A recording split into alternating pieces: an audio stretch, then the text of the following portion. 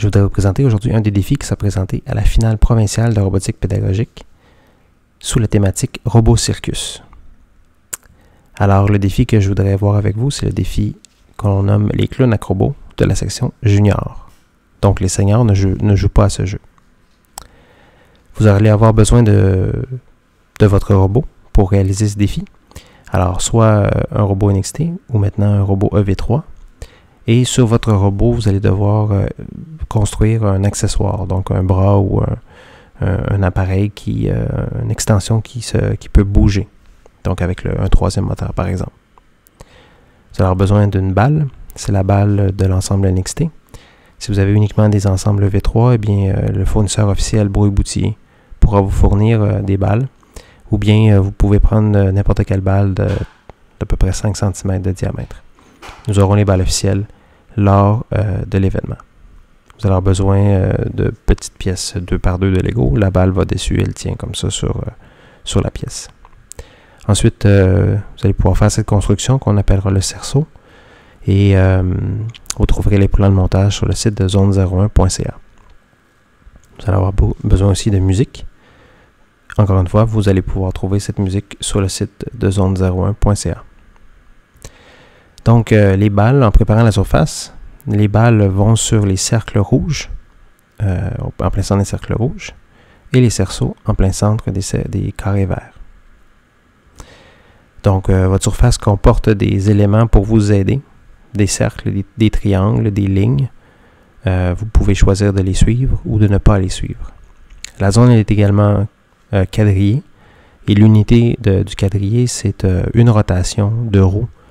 Lorsque vous avez une des roues de l'un des deux ensembles, là, une des roues qui vient avec l'ensemble NXT ou EV3. Donc, si on place nos éléments sur la surface, voici à quoi ça peut ressembler. Alors, un trajet typique va ressembler à un robot qui se déplace vers une balle.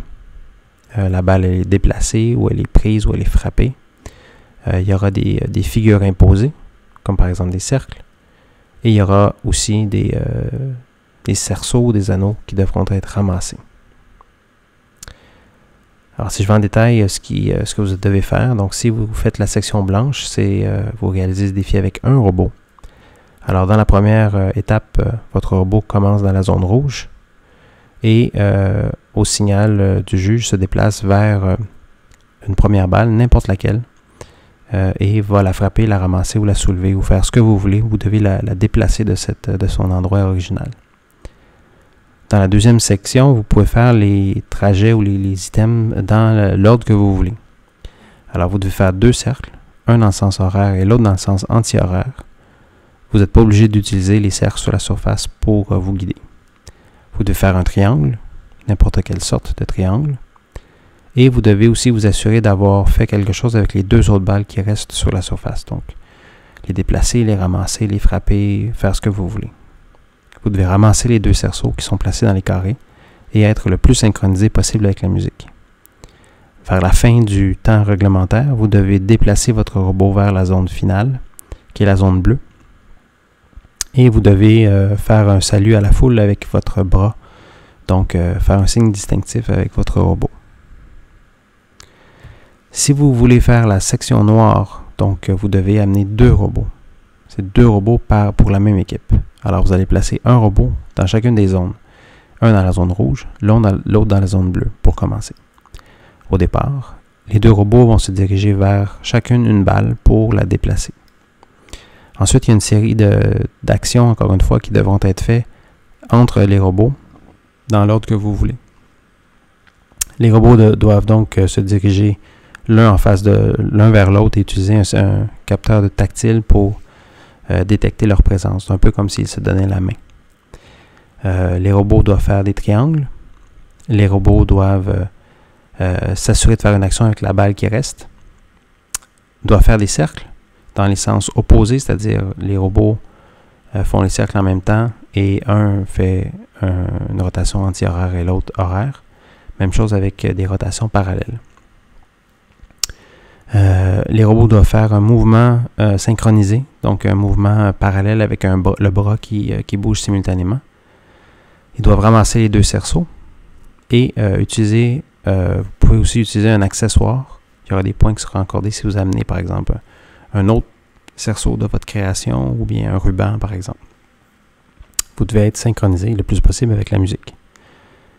À l'étape finale, donc vers la fin du temps réglementaire, les robots se dirigent dans la zone inverse de leur point de départ et doivent faire leur salutation finale.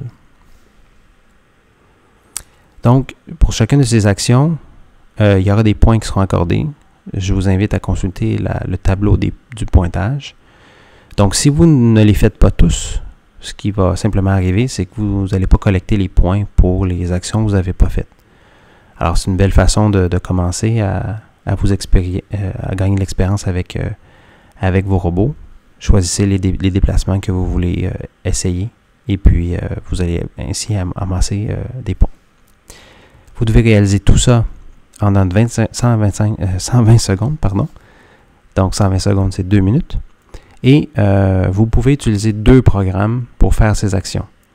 Alors, qu'est-ce que ça veut dire? C'est que quand le robot part de la zone rouge, eh bien, vous pouvez activer un premier programme. Le robot se déplace et fait ses actions.